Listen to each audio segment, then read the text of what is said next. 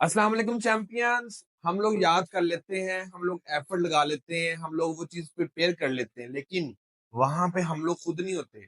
एक पेपर होता है, उसके ऊपर हमने लिखना है, अपनी आंसर राइटिंग की टेक्निक्स को यूज करना है, अपनी आर्ट को यूज करना है, और वह हमारा पेपर ही बोल के बताएगा कि इस बच्चे ने एफर्ट की है या नहीं की।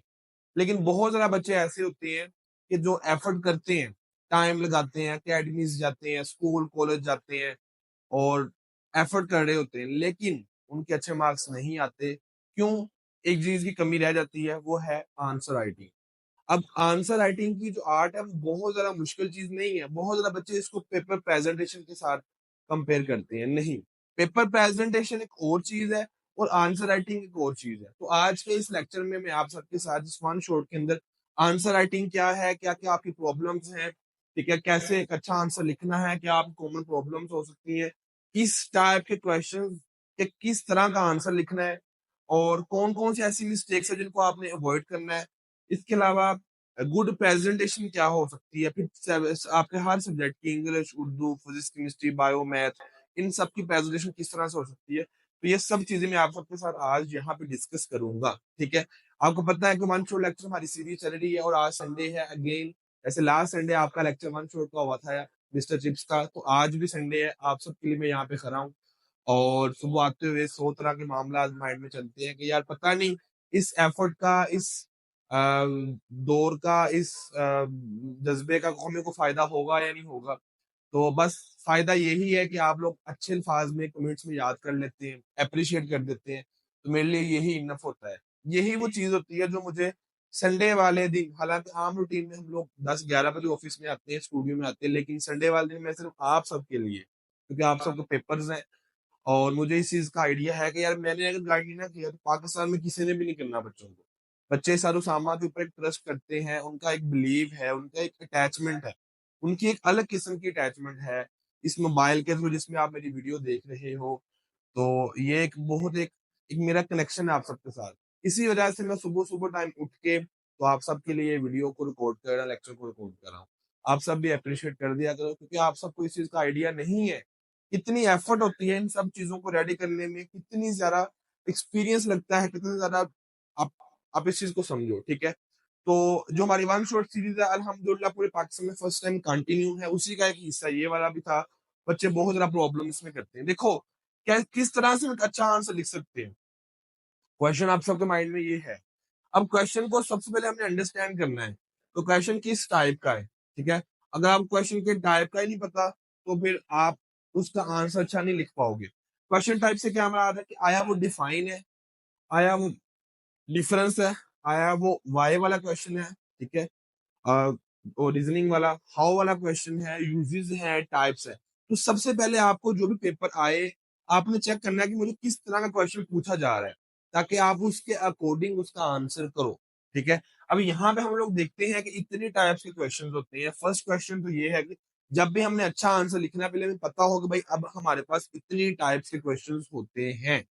अब हम लोग आते हैं नेक्स्ट टाइप पे कि आंसर लिखने का तरीका दो ही है, या तो वो पॉइंट्स की फॉर्म में होगा या पैराग्राफ की फॉर्म में होगा। पॉइंट्स वाले कौन से होते हैं? यूजेस, ठीक है। पैराग्राफ कौन सा होता है? कुछ डिटेल में कुछ चीज लिखनी हो उसको पैराग्राफ्स की फॉर्म में हम डिवाइड करते हैं।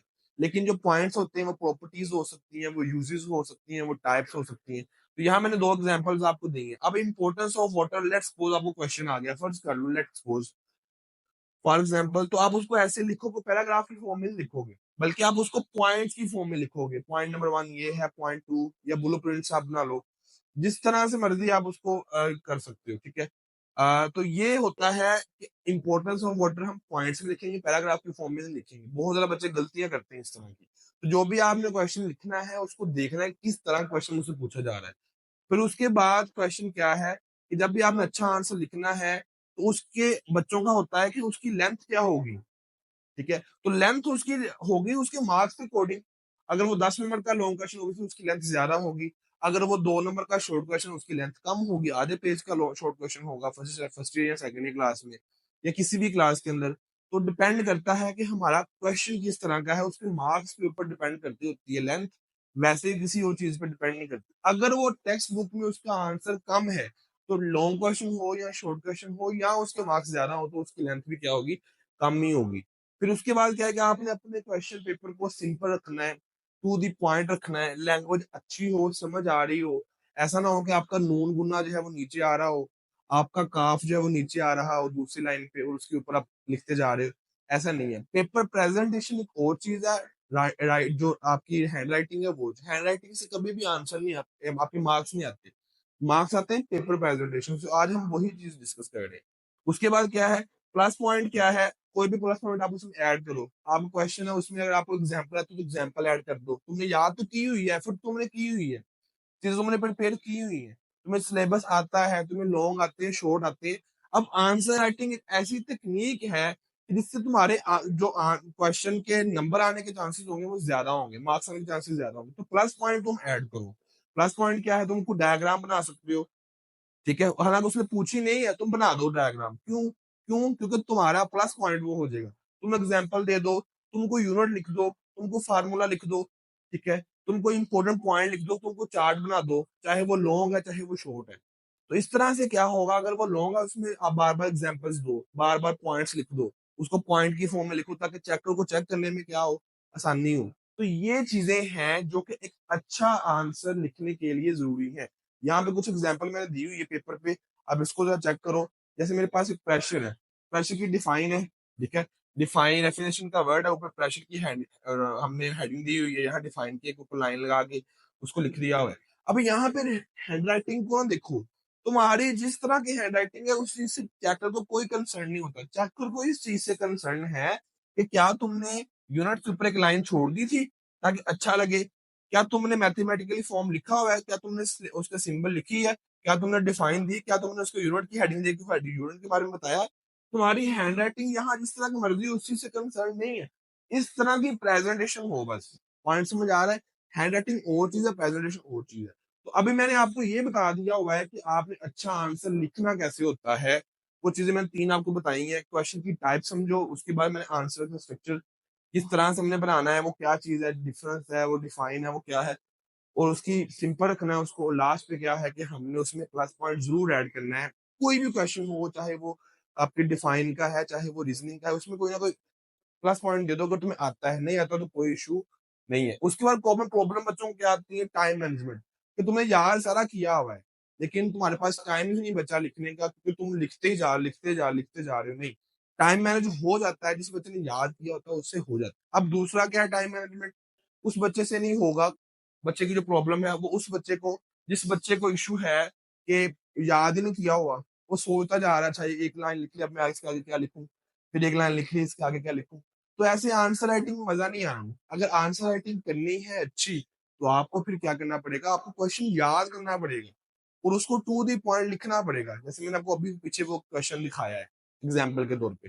तो इस तरह से क्या करना है, टाइम मैनेजमेंट उस बच्चे को भी तंग करता है, तंग करेगी जिस बच्चे ने याद किया हुआ है, रेडी किया हुआ है, उसके पास इतना कुछ लिखने को है लेकिन टाइम थोड़ा है, तो अपने टाइम के अकॉर्डिंग वो लिखेगा चीजों को। और जिसको याद नहीं है वो भी सोचता जा रहा है एक लाइन लिखने के बाद कि अब क्या लिखूं, फिर आगे क्या लिखूं, अब मेरे पास क्या लिखने के लिए है, तो वो सोचने में टाइम जाया करता है। Lack of clarity in question statement, statement का तुम्हें पता ही नहीं है कि भाई वो क्वेश्चन को हमने सबसे पहले अच्छे से पढ़ना है, फिर उसके बाद हमें पता होगा कि भाई क्वेश्चन पूछा किस चीज का जा रहा है। इसमें क्या होता है कि देखो, तुम्हें लॉन्ग क्वेश्चन सारे आते हैं लेकिन उसे थोड़ी सी स्टेटमेंट को चेंज करना है बस। थोड़ा सा स्टेटमेंट को चेंज करना तो तुम्हें समझ आएगी क्वेश्चन कहाँ से आया। तो तुमने फुल फोकस के साथ अपनी ऑब्जर्वेशन पावर को यूज करते हुए क्वेश्चन को समझना है, क्वेश्चन में कहा क्या जा रहा है। फर्स्ट ईयर क्लास में, सेकंड क्लास में ऐसे ऐसे बायो फिजिक्स केमिस्ट्री क्वेश्चन बनते हैं कि आपकी सोच है और आपको समझ नहीं आ रही होती कि क्वेश्चन पूछा क्या जा रहा है, हालांकि तुम्हें आता होता है उसका आंसर। ठीक है, हम कहते हैं ना कि कंसेप्चुअल क्वेश्चन आने हैं, एनालिटिकल क्वेश्चंस आने हैं, कंसेप्चुअल क्वेश्चन आने हैं। कुछ नहीं होता है ऐसा। वो आज आके आपकी अंडरस्टैंडिंग के ही ऊपर डिपेंड करता है कि तुम्हें क्वेश्चन की समझ आई है, हालांकि तुम्हें उन्हें उसके आंसर याद किए हुए हैं। फिजिक्स में क्या होता है कि वो थोड़े से स्टेटमेंट को चेंज कर देता है ऊपर से। ठीक है, इस तरीके से केमिस्ट्री में क्या होता है कि वो आपको फार्मूला दे देता है, कहता है इससे ये बनाओ। ठीक है, हालांकि वो क्वेश्चन और तरह से बन रहा होता है। तो ये चीजें हैं। इररेलेवेंट आंसर आप लिखते ही बहुत ज्यादा प्रॉब्लम है। या क्वेश्चन कोई आंसर तुमने कुछ लिख दिया, इससे गलत हो जाएगा तुम्हारा पेपर। पुअर प्रेजेंटेशन, मैंने प्रेजेंटेशन आपको दिखाई है, अभी आगे आगे आगे भी सब्जेक्ट वाइज दिखाता हूँ। तो इस तरह से आपने उसको नहीं करना, ओवर राइटिंग नहीं करनी। लेंथ मैनेजमेंट क्या है, लिखते जा लिखते जा लिखते जा, नहीं नहीं नहीं। जो चीज उसको पूछी है उसको टू दी पॉइंट उसका आंसर दो, और एक आधा प्लस पॉइंट उसके आप ऐड कर दो बस। ठीक है, तो ये कुछ कॉमन प्रॉब्लम्स होती हैं बच्चों को, सबका मैंने हल आपको साथ साथ बता दिया हुआ है। आ गया टाइप्स ऑफ क्वेश्चंस। ठीक है, सबसे पहले आपको डिफाइन आ सकती है, define term pressure, what do you mean by pressure, what do you know about the pressure. तो प्रेशर के बारे में एक डिफाइन वाला क्वेश्चन आएगा, तो आपने इस तरह उसको कर देना है, उसकी डिफाइन लिखनी है। ठीक है, उसकी स्टेटमेंट लिखनी है, मैथमेटिकली क्या है, कैसे उसको एक्सप्लेन करना है, यूनिट उसका लिखना है, उसके इंस्ट्रूमेंट। तो ये सब चीजें आपकी क्या है, डिफाइन में ही आती है, इसी टाइप ऑफ क्वेश्चन में ही आती है। और ये 70 60 70% क्वेश्चन में आपका जो टाइप होता है ना, वो यही होता है। ठीक है, आपका जो अ, मतलब जो क्वेश्चन पेपर में आता है तो वो ज्यादातर डिफाइंड ही आती है। ठीक है, तो इसके अलावा अगर क्वेश्चन पेपर में आता है तो डिफाइन और डिफरेंस का क्वेश्चन बहुत ज्यादा पेपर में आ रहा होता है। हमारे एक एक दो दो नंबर अपने साथ अपने जोड़ने हैं, चाहे वो शॉर्ट में हो चाहे लॉन्ग में हो। इसको हम देखते हैं तो डिफाइन या डिफरेंस का जो क्वेश्चन होता है ना, बहुत ज्यादा बच्चे गलत करते हैं, लॉन्ग में भी और शॉर्ट क्वेश्चन में भी। अब यहाँ पे आप गौर से जरा देखो, तो यहाँ पे ऊपर हमने हेडिंग दी हुई है, comparison of advantages and disadvantages of friction. आप अपने हिसाब से अपना जो भी क्वेश्चन होगा उसको आप देख सकते हो। तो advantage and disadvantage of friction हमने ऊपर एक लाइन छोड़ दी हुई है, आपने बिल्कुल ऐसे ही छोड़नी। मैं अगेन आपको ये बात कह रहा हूँ कि पेपर में जो क्वेश्चन नंबर आने हैं आपकी लाइटिंग के नहीं, आपकी पेपर प्रेजेंटेशन के आने हैं। तो ये हमने ऊपर से लाइन छोड़ दी है, नीचे भी लाइन छोड़ दी है, ताकि क्वेश्चन में हर एक लिखा हुआ चीज अलग अलग नजर आए। अब एडवांटेजेस है डिसएडवांटेजेस दोनों पार्ट्स लिखे हुए हैं, अब नजर आ रहा है आपको। ठीक है, ब्लू प्रिंट्स जो आपका पॉइंट्स है उनको आप कर सकते हो, बुलेट पॉइंट्स के साथ कर सकते हो या नंबरिंग के साथ कर सकते हो। बुलेट पॉइंट्स यूज कर लो चाहे नंबरिंग यूज कर ले, कोई इशू नहीं है। इसी तरीके से इधर भी लिखा हुआ है, देखिए दोनों में डिफरेंस। तो बहुत ज्यादा बच्चों को क्वेश्चन नहीं आता है कि सर ये देखिए आपने हर एक डिफरेंस के बारे में लाइन छोड़ी हुई, इससे नंबर कटेंगे, नहीं, इससे नंबर नहीं कटने हैं आपके। मैं खुद पेपर चेक करता हूँ, ऐसा तो कहीं पे भी लिखा नहीं होता। नंबर तुम्हारे कटेंगे इस चीज की वजह से कि तुमने गलत लिखा है, तुमने सही नहीं लिखा, यही चीज होगी, इसके अलावा और किसी चीज के नंबर नहीं कटते। अब बहुत सारे बच्चों को ये आ रहा होता है, नहीं यार पेपर चेक करो गुस्सा आ जाएगा, भाई चेक गुस्सा क्यों आना है?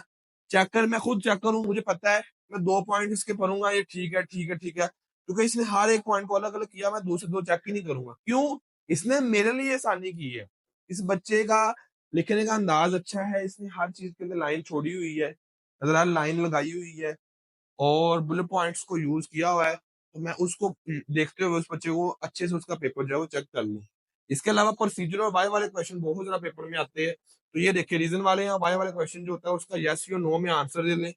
ठीक है, उसके बाद रीजन उसकी लिखे, रीजन की हेडिंग दे, ऊपर उसकी हेडिंग दे के आंसर लिखे, इसमें आप लाइन छोड़ सकते हो, दरमियान में कोई ऐसा इशू नहीं है। उसके बाद प्रोसीजर के यूजेस के एप्लीकेशन टाइप से क्वेश्चन होते हैं, उसका आप इस तरह से ग्राफ बना सकते हो।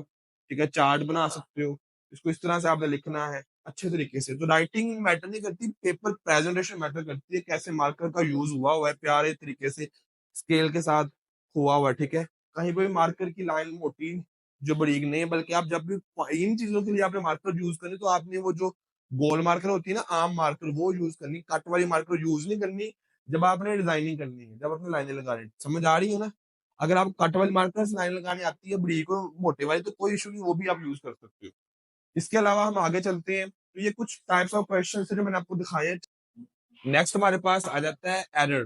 कौन कौन सी मिस्टेक्स आप सब करोगे जिनको आपने अवॉइड करना है? सबसे बड़ी मिस्टेक क्या है कि आपको पता ही नहीं है कि आंसर किस टाइप का लिखना है। मैंने जब भी आप क्वेश्चन को पढ़ो तो आपने देखना है कि किस टाइप का क्वेश्चन का इसका आंसर लिखना है। आपने प्लानिंग करनी है, ये बुलेट पॉइंट्स में लिखना है मैंने मैंने या फिर इसको नंबरिंग देनी है, या डिफरेंस का क्वेश्चन है, रीजनिंग का क्वेश्चन है, मैंने इसमें क्या क्या चीजें ऐड करनी है, मैंने इसमें डायग्राम ऐड करनी है, फ्लो चार्ट ऐड करना है, मैंने इसमें कोटेशन ऐड करनी है। मतलब आपने हर चीज इसमें देख लेनी है, अपनी प्लानिंग पहले से कर लेनी है। और ये प्लानिंग विद इन 1 सेकंड हो जाती है क्वेश्चन को पढ़ने के बाद, है कि इसमें क्या क्या चीजें मैंने लिखनी है, फिर उस प्लानिंग के अकॉर्डिंग आपने उसका आंसर देना है। बच्चे करते हैं क्वेश्चन को, नेक्स्ट आपकी मिस्टेक होती है वो पढ़ते ही नहीं है क्वेश्चन को अच्छे तरीके से। अच्छे तरीके से क्वेश्चन को पढ़ना है ताकि तुम्हें समझ आए, तुम्हारा माइंडसेट वो सब चीजों को रिकॉल करे। उसके बाद क्या है, आपने सेम पॉइंट्स को बार बार रिपीट नहीं करना। बहुत ज्यादा बच्चे करते हैं एक चीज लिखी उसको बार बार रिपीट कर रहे होते हैं। अनक्लियर आंसर नहीं लिखना आपने, क्वेश्चन कोई है आंसर कोई है, इरेलीवेंट राइटिंग हमने करनी ही नहीं है। नेक्स्ट क्या है, मैसी राइटिंग, कि ये ना हो कि नून गुना नीचे आ रहा हो, काफ नीचे आ रहा हो, लाइन एक दूसरे के ऊपर मर्ज हो रही हो, तुमने स्पेसिंग दी ही ना हो। नेक्स्ट क्या है कि ऐसा आपने, हाँ, पेपर जब भी आपने आपने देना है, आपने उसको सबमिट करवाने से पहले एग्जामिनर को उसको चेक करना है। ऑन एवरेज 10-12 नंबर बच्चों के ज्यादा हो जाते हैं, जो ऐसे बच्चे जो अपनी मिस्टेक्स को खुद फाइंड आउट करते हैं पेपर को सबमिट करवाने से पहले। एग्जामिनर को जब आपने पेपर देना है उससे पहले आपने अपने पेपर को 2 से 3 दफा पढ़ लेना है। अगर आपका एक नंबर भी ज्यादा हो जाए तो वो भी लाखों का है। अब खुद अंदाजा लगा लो, अगर आप ऑन एवरेज 5 से 6 नंबर भी हर पेपर में सिर्फ अपने पेपर को रिव्यू करने से पहले ही अच्छे आ जाए, 5-5 10 नंबर ज्यादा हो जाए, तो खुद हिसाब लगाएंगे 6-7 अपने सब्जेक्ट्स में कहाँ नंबर जाएंगे। इस वजह से आप लाखों करोड़ों का अपना खुद से फायदा कर सकते हो। पूरा साल तुमने पढ़ा है उसका कोई बेनिफिट नहीं होगा अगर तुमने अपना पेपर बगैर उसको सोचे समझे पढ़े बगैर ही उसको दे दिया है। बहुत ऐसी चीजें होती है जो माइंड में आ जाती है बाद में भी। उसके बाद प्रेजेंटेशन, अगेन मैंने आपको बताया है कि प्रेजेंटेशन मैटर करती है, राइटिंग मैटर नहीं करती। तुम्हारी जिस तरह की मर्जी राइटिंग है, प्रेजेंटेशन अगर अच्छी होगी तो तुम्हें नंबर आएंगे। प्रेजेंटेशन के लिए क्या आपने हेडिंग और सब हेडिंग्स को यूज करना है। पहले मेन हेडिंग्स बनाओ, फिर उसमें जो हेडिंग्स बनती है सब हेडिंग्स वो बना लो, पॉइंट्स बना लो, बुलेट्स बना लो। जो आपको दिल लगता है, जो अच्छा लगता है वो आप कर सकते हो। मैंने ये बता दिया, पॉइंट ये भी हो गया। उसके बाद हाईलाइट करना है अपने कीवर्ड्स को। बहुत ज्यादा बच्चे कहते हैं कि नहीं, हमने कीवर्ड्स को हाईलाइट नहीं करना, हम पैराग्राफ लिख रहे हैं, हमने उसमें क्वेश्चन हमने चीजों को हाईलाइट नहीं करना। हाईलाइट से क्या मतलब होता है कि आप उस चीज को मार्कर से लिख दो, या उस लाइन उस चीज के नीचे लाइन लगा दो, दो लिखते लिखते पैराग्राफ में कोई भी चीज ऐसे पॉइंट नजर आ रहा है कोई इंपॉर्टेंट है। उससे क्या होता है कि चेकर के लिए आसानी हो जाती है। बहुत ज्यादा बच्चों के माइंड में ये क्वेश्चन आता है कि यहाँ से नंबर कट जाएंगे, ये चीज चेकर को पसंद नहीं आएगी। चेकर की पसंद नापसंद मैटर नहीं करती, तुम्हारा आंसर किस तरह का ये चीज मैटर करती है। ठीक है, तुमने अच्छा लिखा हुआ है, तुमने चेकर के लिए आसानी की हुई, मेरे लिए आसानी की, तो मैं तुम्हारा पेपर चेक करके तुम्हें नंबर दे दूंगा। ये नंबर इस वजह से मैं काटूंगा नहीं कि तुमने बुलेट पॉइंट्स को लिखे हुए हैं या फिर तुमने चीजों को हाईलाइट किया, नहीं, चीजों को आपने हाईलाइट करना है। इससे प्रेजेंटेशन आपकी अच्छी होगी। उसके अलावा आपने डायग्राम्स ऐड करनी है, आपने देखना है इसमें डायग्राम ऐड होनी है, फ्लो चार्ट ऐड होना है, कोटेशन ऐड होनी है, इसके अंदर सब हेडिंग्स ऐड होनी है। इसके अंदर क्या चीज ऐसी है जो मैं ऐड कर सकता हूँ, पॉइंट्स ऐड होने हैं, टेबल्स ऐड होना है। तो आपने वो चीजें याद करनी है, उनको रेडी करना है और उनको उस चीज में ऐड करना है। इससे आपकी प्रेजेंटेशन अच्छी होगी। उसके बाद क्या, स्पेसिंग को मेंटेन रखना है, कहाँ पे कौन सा चीज आ रही है वहां लाइन छोड़नी है, फिर उसके बाद अगली चीज में लाइन छोड़नी है, फिर लिखो डिफाइन करोगे, लिखो फार्मूला, फार्मूले और डिफाइन जब खत्म हो रही है वहां पे एक लाइन स्पेस छोड़ दो आप। फिर फार्मूला लिख के उसकी हेडिंग दे के उसको लिखो, मैथमेटिकल फॉर्म है उसको लिखो, उससे पहले एक लाइन छोड़ दो। तो स्पेसिंग को मेंटेन रखना है आपने। उसके बाद क्या है कि आपने जो क्वेश्चन है उनको नंबर देना है, कि क्वेश्चन नंबर 2 है, 3 है, 4 है, जो भी है उसका आंसर आपने नंबरिंग जरूर करनी है। इससे आपकी आपकी जो प्रेजेंटेशन है वो अच्छी होगी। यहाँ पे एक एग्जांपल के तौर पे मैं ये लेके आऊँ, ये देखो मेन हेडिंग है, इसके अंदर हमने क्या किया हुआ है कि यहाँ पे ऊपर लाइन छोड़ी, नीचे भी लाइन छोड़ी हुई है। फिर उसकी सब हेडिंग है, उसको पैराग्राफ के फॉर्म में लिखा हुआ है, फिर लाइन छोड़ दी हुई है। आप भी ऐसे कर सकते हो, ठीक है। ये देखो यहाँ पे एक फ्लो चार्ट बनाऊंगा, तुम भी फ्लो चार्ट बनाओ, इसी के तो नंबर आने हैं। क्योंकि जब एग्जामिनर के पास इतना बड़ा थब्बा जाना है ना पेपर चेक करने के लिए, उसमें से मत तुम्हारा पेपर ही ऐसा हो जिसके अंदर उसने फ्लो चार्ट बनाया उन्हें, और उसने जब ये चीज फ्लो चार्ट की देखी ना उसकी आंखों को ठंडक मिलनी है। उसे उसे दिल करना है कि भाई इस बच्चे का पेपर मैं वैसे चेक कर दूं। क्यों? बाकी सब ने ये काम किया ही नहीं होना। बाकी सब ने बस एक एक जिम्मेदारी समझे बगैर ही उसको जांच छुड़वाने की कोशिश की, पेपर है बस दे के कर जाते हैं। लेकिन तुम चालाक हो, होशियार हो, तेज हो। अगर ये सब चीजें ऐड होगी तो आपके मार्क्स 100% आएंगे, और प्रेजेंटेशन आपकी समझ लें कंप्लीट है। इसके अलावा और कोई चीज ऐड करने वाली नहीं है। लाइनिंग देख ली, सब हेडिंग देख ली, उसके बाद पैराग्राफ्स की फॉर्म में आंसर लिखने, लाइन छोड़ रहे हैं तो इनफ है। इसके बाद हम नेक्स्ट चलते हैं। तो नेक्स्ट हमारे पास जो चीज है वो है सब्जेक्ट वाइज आपके क्वेश्चन के आंसर। अब जिसका है, जिसके शॉर्ट क्वेश्चन की बात करूँ तो मैंने आपको पहले भी एग्जांपल देके दिखा दी हुई है। डिफाइन लिखो, अगर उसकी सिंबल है तो सिंबल लिख दो, उसकी एग्जाम्पल है तो एग्जाम्पल लिख लो। तो फिजिक्स का पेपर आप ऐसे कर सकते हो, ठीक है। और अगर डिफरेंट चीजें हैं तो इस तरह से लिखो, एक आधे आधे पेज का अपना क्वेश्चन का आंसर, दो शॉर्ट क्वेश्चन अगर तुम्हें आता है तो उसमें कोई एग्जाम्पल लिख दो, कोई डिफरेंस लिख दो, कोई बुलेट पॉइंट्स बना दो, कोई ऐसा इशू नहीं है। अगर इसी तरह से फिजिक्स के अंदर हम लोग न्यूमेरिकल को देखें तो बहुत ज्यादा बच्चों का इशू होता है कि न्यूमेरिकल के अंदर ये देखो सोल्यूशन की हेडिंग दो, पूरा न्यूमेरिकल लिखने की जरूरत नहीं है। लिख भी सकते हो, नेम नेम लिखोगे तो उससे कोई इशू नहीं है। तो इसमें हम देखते हैं कि यहाँ पे अब हमारे पास गिवन डाटा लिखो, इस तरह गिवन डाटा हेडिंग दे के उसके बाद व्हाट टू फाइंड वो लिखो, फार्मूले की हेडिंग दे के फार्मूला लिख लो, फिर अपना आंसर निकालो। कितना प्यारे अंदाज से आंसर निकाला हुआ है। थोड़ी सी ब्लर है ये पिक्चर, लेकिन ये कि आपको अंदाजा हो रहा है कि आंसर निकाले हुए हैं। इसी तरीके से आपके ये देखो, ये सारा का सारा आंसर है। इस तरीके से आपके जो लॉन्ग क्वेश्चन अगर आपने करने हैं फिजिक्स के अंदर तो आप इंट्रोडक्शन दो, एक एक्सप्लेनेशन उसकी करो, ठीक है, उसकी डायग्राम बनाओ अच्छे तरीके से मार्कर का यूज करते हुए, बहुत अच्छा होता है, प्रैक्टिस कर लो तो कोई मसला नहीं है। तो ये इस तरह से आप फिजिक्स का जो आंसर वो लिख सकते हो। देखो बन रही है ना यहाँ पे हेडिंग्स, क्वेश्चन नंबर 5 लिखा है, लाइन लगाई, फिर लाइन छोड़ छोड़ के लिखा हुआ है, यहाँ पे लाइन छोड़ दी हुई है, आंसर जो है ना वो आपने हाईलाइट करके हाईलाइट मार्कर्स लिख दिया हुआ है। तो इस तरह से आपके मार्क्स जो है ना वो आ जाएंगे। एप्लीकेशन में देखो, तो एप्लीकेशन में आप ये देखो थर्मामीटर है, उसकी एप्लीकेशन, ये कुछ भी इस तरह से क्वेश्चन आता है तो आप इस तरह से लिख सकते हो। राइटिंग तुम्हारी टू दी पॉइंट हो, अच्छी हो, पॉइंट्स की फॉर्म में लिखी हो, तो अपने ऊपर हेडिंग्स दी हो, तो कोई ऐसा इशू नहीं है, आपकी प्रेजेंटेशन ही आपको नंबर देगी। इस तरीके से हम अगला पेपर देखते हैं। तो आगे हमारे पास है फिजिक्स के बाद जो है ना वो अगला सब्जेक्ट हम देख लेते हैं। अगला फिजिक्स सब्जेक्ट हमारे पास इंग्लिश है। इंग्लिश के क्वेश्चन आंसर आप ऐसे लिख सकते हो, हेडिंग दे दे के, ठीक है, हेडिंग दो, उसके जो लाइन लगाओ, हेडिंग सिंपल जो आपकी राइटिंग है उसी राइटिंग के साथ आप लिख सकते हो। उसे कोई फर्क पड़ने वाला नहीं है कि तुम्हारी राइटिंग किस तरह की है। तुम राइटिंग मार्कर की जिस तरह की तुमसे होती है ना तुम कर लो, कोई उसमें इशू नहीं है। ऐसे राइटिंग आप इस तरह लिखो, कोटेशन लिखी हुई है, फिर पैराग्राफ है, फिर कोटेशन है, फिर पैराग्राफ, फिर कोटेशन, फिर पैराग्राफ, इस तरह से लिखोगे तो तुम्हें नंबर आएंगे, तुम्हारे मार्क्स पेपर में 100% जरूर आएंगे। ठीक है, ये इंग्लिश क्या था, कोई इतना रॉकेट साइंस नहीं है, तुम अच्छा लिखो बस। ऊपर नीचे लाइनें जो है ना वो आपस में मिक्सिंग ना हो, लाइनें छोड़ छोड़ के लिख सकते हो, कोटेशन की दोनों साइड से आप लाइनें लगा सकते हो, ऐसे ऐसे लाइनें लगा सकते हो, कोई ऐसा इशू नहीं है, बस लिखा हुआ अच्छा नजर आ रहा हो। इसके बाद हम नेक्स्ट चलते हैं। तो आपकी बायोलॉजी की है, ये आपकी डिफाइन है, major phases of cell cycle लिखे हुए हैं, इंटरफेज है, उसके बाद फेजेस ऑफ इंटरफेज है। इस तरह से आप पॉइंट्स को पॉइंट्स की फॉर्म में लिखो, हर चीज को बुलेट बुलेट पॉइंट्स की फॉर्म में लिखो, इवेंट्स कौन कौन सी है, G1 फेज क्या है, S1।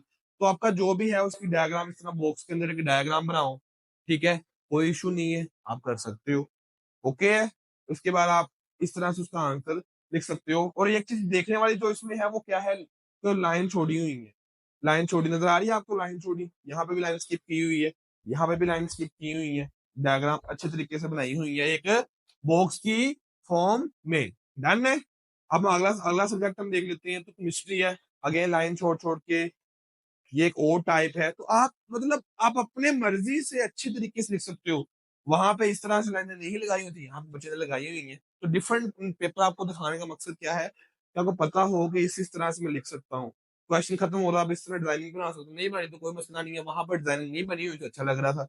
पॉइंट समझ आ रहा है ना आपको, इस तरह से आप कर सकते हो। ओके, ये देखो एक्सप्लेनेशन है। तो पता हो तुमने लिखना इसको कैसे है, तुम अपने माइंड में उसकी प्रैक्टिस कर सकते हो। उर्दू का है, सबक का खुलासा है, इस तरह लिखो, सवाल नंबर लिखो, सबक का खुलासे की हेडिंग दो, लाइन लगाओ, लाइन छोड़ दो। अबुल कासिम है, लिखो, लाइन लगाओ, लाइन छोड़ दो, मुसन्नफ का नाम लिखो, खुलासा शुरू कर दो। समझ आ रही है। इस तरीके से गजल हिस्सा, गजल है, शार की तशरीह लिखो, सवाल नंबर लिखो, लाइन छोड़ दो, शार की तशरीह, लाइन छोड़ दो, किस्सा गजल, लाइन छोड़ दो, शायर का नाम लिखो, वो लिख दो। अबारत है तो आपके सामने है, सबक सबाक की हेडिंग दो, सबक का अनुमान, मुसन्नफ का नाम, ऊपर लाइनें छोड़ते जाओ। अच्छा लगेगा, तुमने प्रैक्टिस करनी है, तुम्हारी मार्केट का किसी तरह का भी यूज है उसे गर्ज नहीं है। बार बार ये चीज कह रहा हूं, आप डिमोटिवेट ना हो जाना। तो ये आपका उर्दू का था। तो आज आके यही है कि आपने प्रैक्टिस करनी है, प्रैक्टिस से क्या होगा, आप परफेक्ट बनोगे। इन चीजों की प्रैक्टिस करो। सिर्फ और सिर्फ तुम 1 घंटा दे दो अपने पेपर से पहले, तुमने पूरा साल याद किया है ना, एक नहीं, एक घंटा जो है लिख के देख लो बस, प्रैक्टिस कर लो इन चीजों की। वो तुम्हारा 1 घंटा तुम्हें बहुत ज्यादा बेनिफिट देगा। पॉइंट समझ आ रहा है। बहुत ज्यादा बच्चे करते हैं वो याद ही कर रहे होते हैं, वो लिख के देखते नहीं है। तो ये कुछ चीजें हैं जो मैं आपको बता रहा हूँ। रेगुलर आंसर राइटिंग प्रैक्टिस करनी है आप लोगों ने, जो जो चीजें मैंने बताई है। फीडबैक लेना अपने टीचर से, अपने टीचर को दिखाओ। आप नहीं फीडबैक लेना तो कोई इतना इशू नहीं है, टीचर के ऊपर हमने डिपेंड नहीं करना। आपने अपना आंसर खुद लिख के देख लेना है कि आया उस तरह के सर ने जैसे बताया वैसे बन रहा है कि नहीं बन रहा। आंसर राइटिंग एक टेक्निक है, और जो जो चीजें उसमें आती है मैंने सारी आपको बता दी हुई है। अपना मॉक टेस्ट दे के देखो, ठीक है। टॉपर का पेपर की आंसर शीट देखें, टॉपर के पेपर की आंसर शीट में आपको दिखा दी नहीं है ऊपर, ये सारे टॉपर ही हैं, आप सब भी टॉपर ही हो। तो ये आज की हमारी वीडियो थी, आई होप सारी स्लाइड हमारी खत्म हो गई है। तो इस कैसे लगी वीडियो सब बच्चों ने बताना है, कमेंट जरूर करना है। हमारी वन शॉट सीरीज चल रही है, इससे आपको बेनिफिट हो रहा है या नहीं हो रहा, अपने रिव्यूज आप सबने जरूर देने हैं। आपका टीचर उसामा दुआ में याद रखिएगा। अल्लाह हाफिज। अब आपने मेरे से एक वादा करना है कि आप इसकी प्रैक्टिस जरूर करोगे, जरूर करोगे, इंशाल्लाह जरूर करोगे।